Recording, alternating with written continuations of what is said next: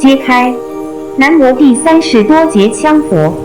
不愿接受佛教教皇权座的真相。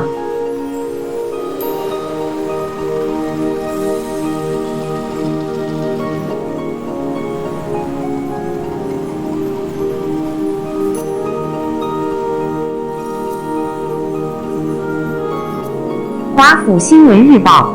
，2020年10月10日，揭开男模枪佛不愿接受佛教教皇权座的真相。最近，一则佛教界的大事新闻吸引了人们的关注。2020年9月24日，世界和平奖颁奖委员会暨世界和平奖宗教领袖授称委员会主席 Susan Leggett 女士来到世界佛教总部所属的圣基寺，代表世界和平奖颁奖委员会暨世界和平奖宗教领袖授称委员会作出终极宣布。第30多节枪佛退回佛教教皇的册封印和教皇权杖是无效的，世界佛教教皇只能属于男模枪佛，任何人无权代替得了。这无疑是一桩耐人寻味的佛教公案，相信每个了知此事的人都想深入探究事情的原委。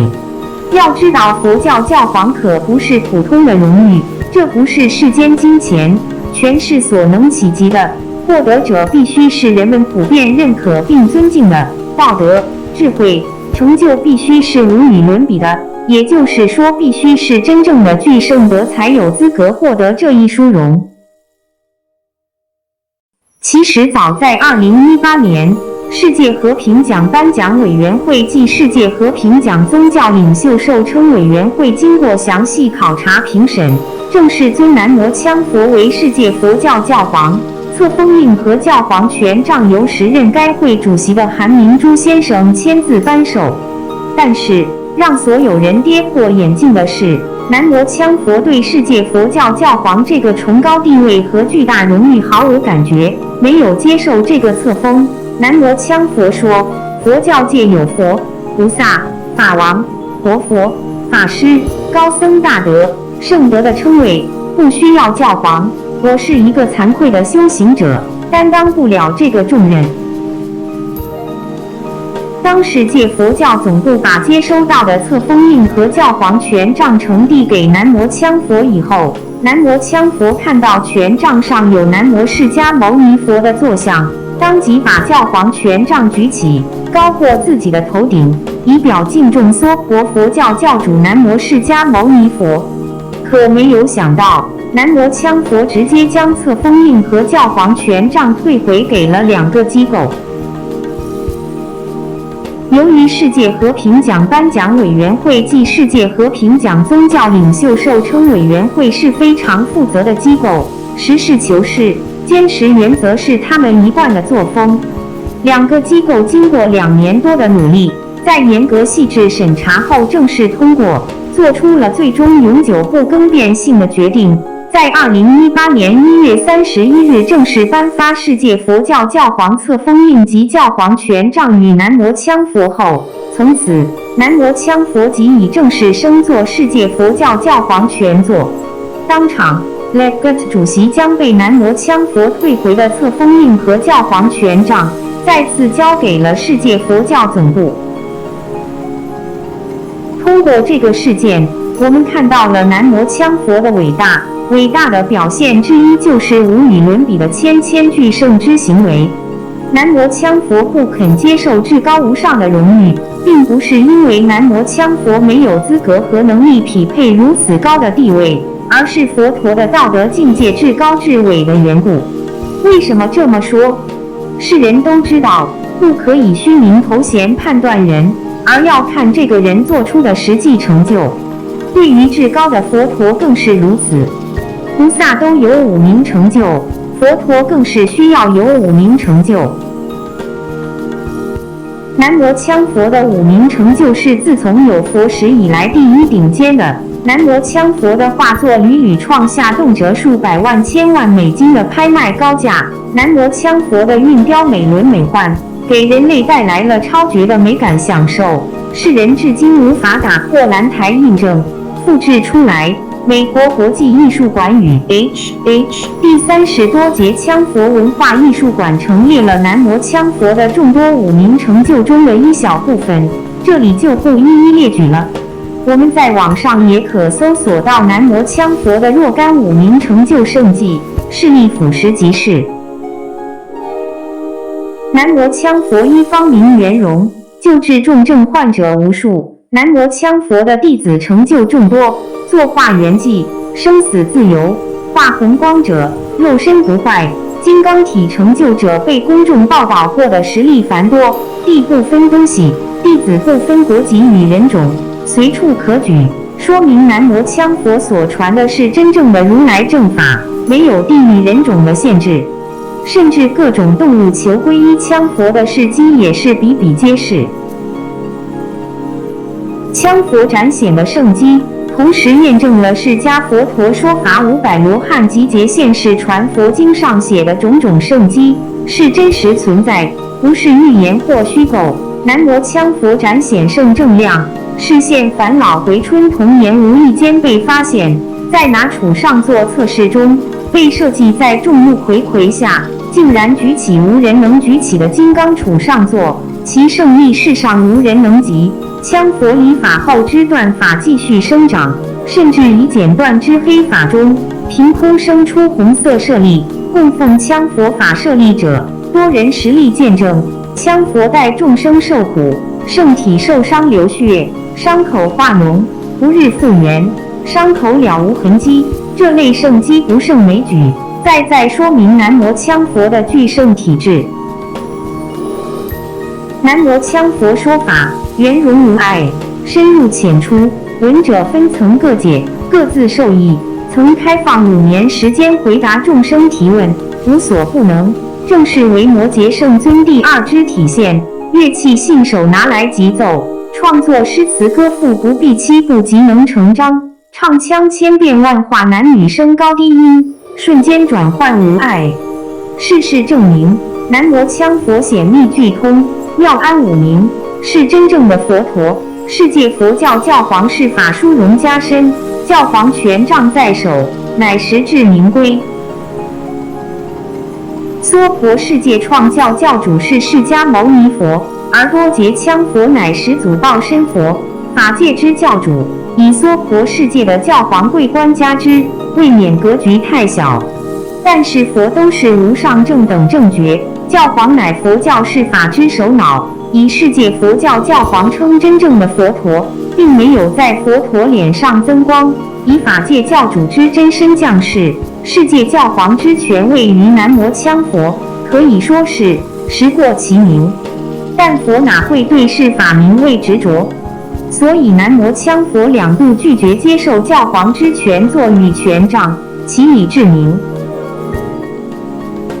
要知道 第30多节羌佛是经过世界各个佛教教派的领袖所认证的法界始祖佛多杰羌佛真身降世，维摩诘圣尊第2。这项认证与附议祝贺至少有100多封，包括宫保兜木阙及法王、阿丘法王及美多吉法王等，比之世上任何一位佛教法王还要多的认证书。且认证他是多杰羌佛降世，不是普通的菩萨或其他佛陀。世人也更清楚，宣称自己能够做自己能力范围内的事情，是不会遭人反对的，这恰恰是实话实说的表现。而如果明明自己具备无上的智慧与能力，却把自己说成和平凡人一样，这非得具备崇高的道德修养才能做到。南摩羌佛处处说自己是惭愧者，说自己没有资格接受那么高的荣誉，更是证明了南摩羌佛谦虚无比的伟大品格。可为什么南摩羌佛总是说自己是一名惭愧者呢？这一切都是源于南摩羌佛对众生慈悲教化的缘故。南摩羌佛以众生低下的服务员自居，教化众生去除我执我慢，以身作则，无私利众。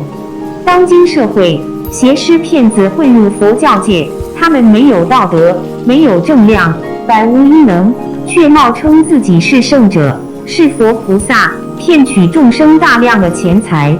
南无羌佛发愿永远利益众生而不收供养，宣称自己是惭愧者，没有本事，不收供养，有别于这些邪师骗子。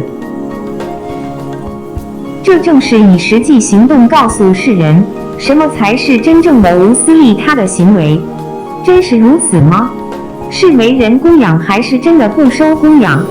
让你想象不到的事实的情况是，几乎与南无羌佛有缘法的人，被羌佛的无上的道德和成就所感动，都想方设法要供养羌佛，但羌佛对行人供养的豪宅、名车或金钱等，无论多少，羌佛一概不收，当场退回。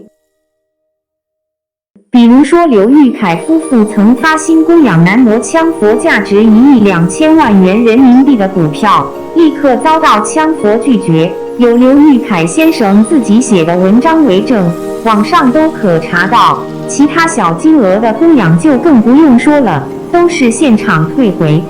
虽然拒绝了行人们的供养，但是南无羌佛义务默默为众生说法、祈福、加持、消灾、解难，为行人传真正的如来正法，未曾稍歇。行人们学佛后得到受用，得到成就者更是不可计其数。刘玉凯夫妇捐巨款给南无羌佛的供养书，羌佛在上面批文说明不收供养，有图为证。